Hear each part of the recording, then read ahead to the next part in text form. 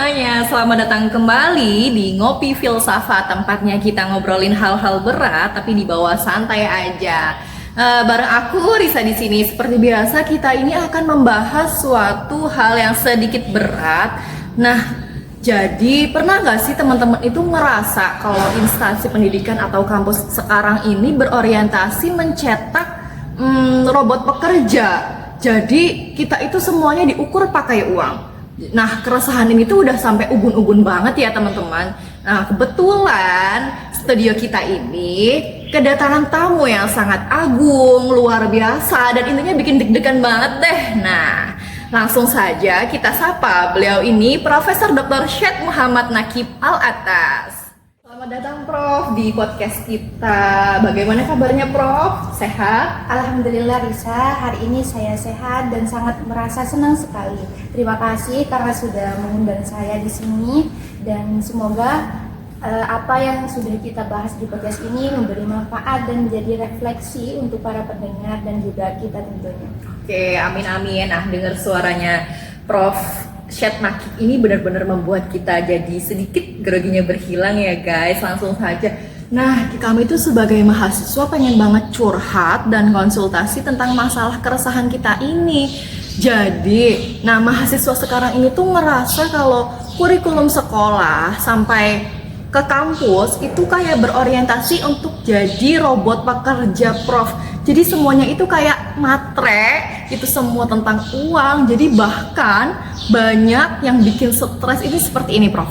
Banyak jurusan-jurusan di kampus itu berubah namanya. Yang tadinya ada filsafat murni atau fisika murni seperti itu Prof, itu malah dihilangkan. Jadi namanya lebih ke korporat banget. Nah, ini menurut profesor ini seperti apa Prof? Kan profesor ini mencetus itu ya Prof, teori islamisasi ilmu pengetahuan seperti itu.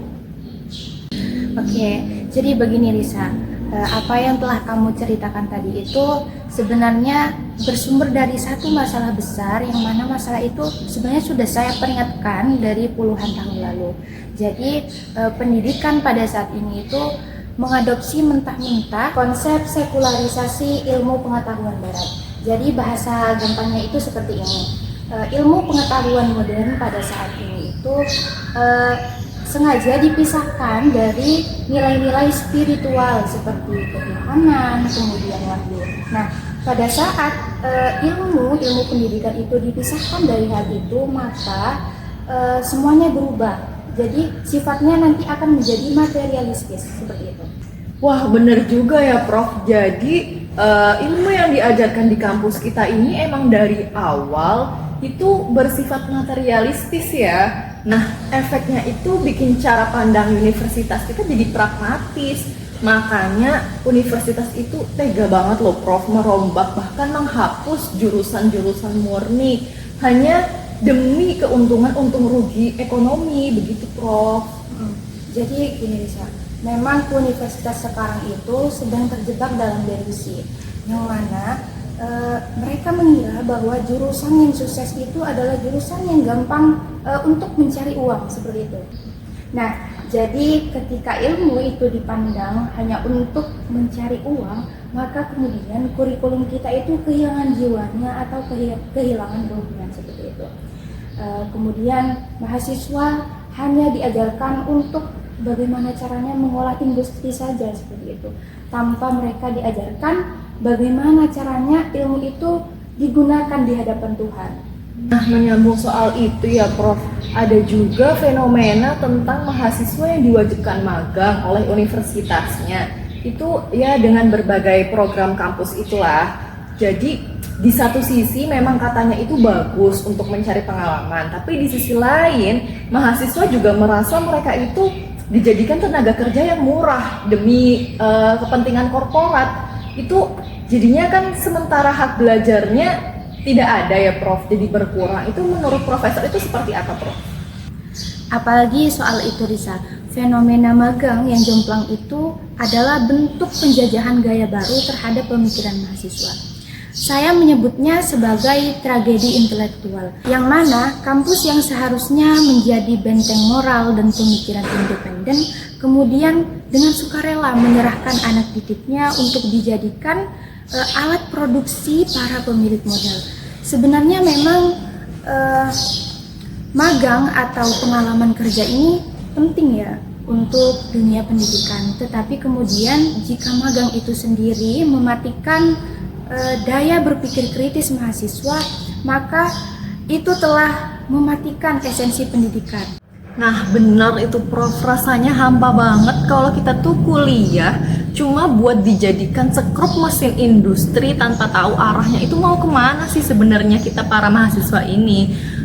Langsung saja ya Prof ke solusinya. Melalui gagasan profesor itu yang berupa teori islamisasi ilmu pengetahuan, apa sih yang perlu diterapkan langkah konkret kita sebagai mahasiswa untuk membenahi krisis orientasi industri dan magang ini, Prof?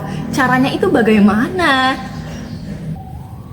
Gagasan islamisasi ilmu pendidikan yang saya tawarkan itu memiliki dua langkah penting yang sangat bagus.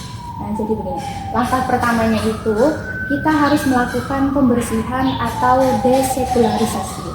Jadi kita akan merembak kurikulum untuk membuang elemen-elemen sekularisasi barat seperti itu, yang mana elemen-elemen itu sudah menempel pada beberapa pelajaran yang sudah dipelajari oleh mahasiswa saat ini.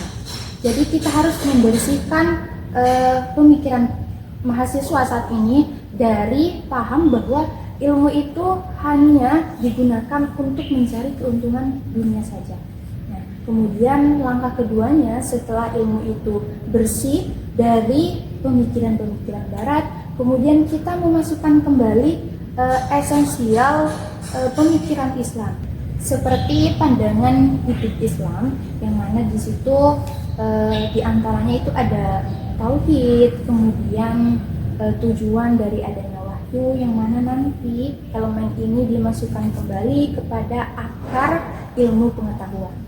Menarik nih Prof, jadi agar teman-teman mahasiswa kita ini bisa makin paham, bagaimana sih Prof contoh penerapan konkret dari islamisasi ilmu pengetahuan ini untuk mahasiswa sekarang, karena kan mahasiswa saat ini itu jurusannya mendekati sangat erat dengan dunia industri seperti itu Prof.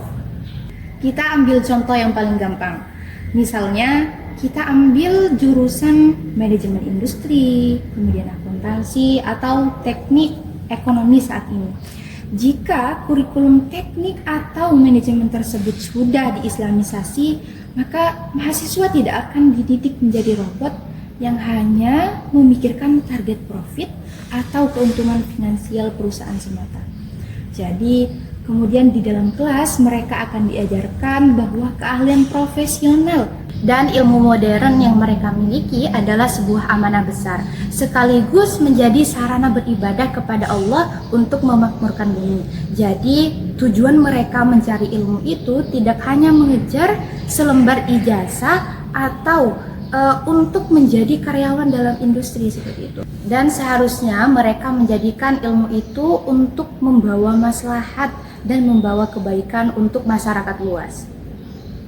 Artinya ada perbedaan besar ya Prof antara lulusan yang ilmunya masih sekuler dengan lulusan yang ilmunya itu sudah diislamisasi saat terjun ke dunia industri nanti ya Prof. Beda jauh Lisa. Jadi profesional yang ilmunya masih sekuler itu cenderung melihat alam, kemudian melihat manusia hanya sebagai sarana untuk mencari keuntungan semata. Akibatnya akan terjadi kerusakan lingkungan, kemudian korupsi, dan kesenjangan sosial. Sebaliknya, jika profesional itu mengerti, memahami islamisasi ilmu pendidikan, maka ia akan sadar bahwa segala sesuatunya itu diawasi oleh Tuhan. Karena itu, dia tidak akan merugikan alam, tidak akan merusak lingkungan, tidak akan mengabaikan hak-hak orang lain. Seperti itu. Jadi, disinilah pentingnya peran penyatuan sains dengan iman. Oh, paham Prof. Jadi berarti luar biasa banget ya ini dampaknya.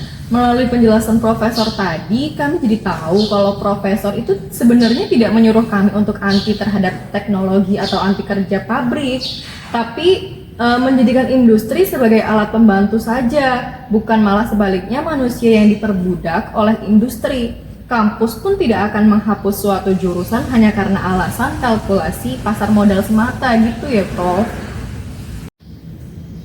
Tepat sekali, Risa.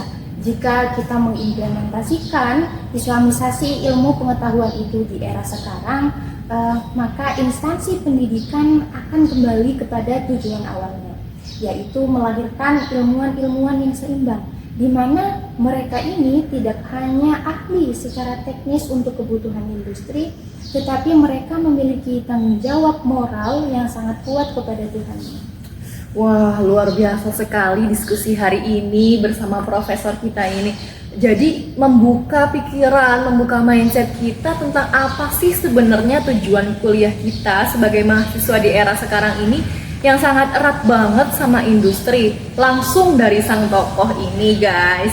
Nah, sebelum mengakhiri podcast kita kali ini, ada satu pertanyaan reflektif bagi kita semua, bisa untuk institusi pendidikan maupun bagi diri kita sendiri sebagai mahasiswa. Nah, jadi seperti ini teman-teman, pertanyaan reflektifnya.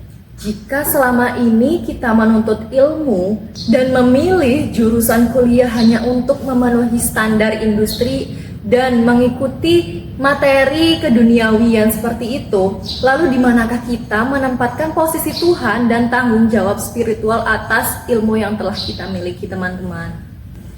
Sebuah refleksi yang sangat mendalam bagi kita semua, Risa. Semoga generasi muda pada saat ini bisa kembali meluruskan niatnya dalam mencari ilmu, agar tidak terjebak dalam materialistis industri. Oke, amin ya robbal alamin ya. Terima kasih teman-teman semua yang sudah menyimak obrolan kami dari awal sampai akhir.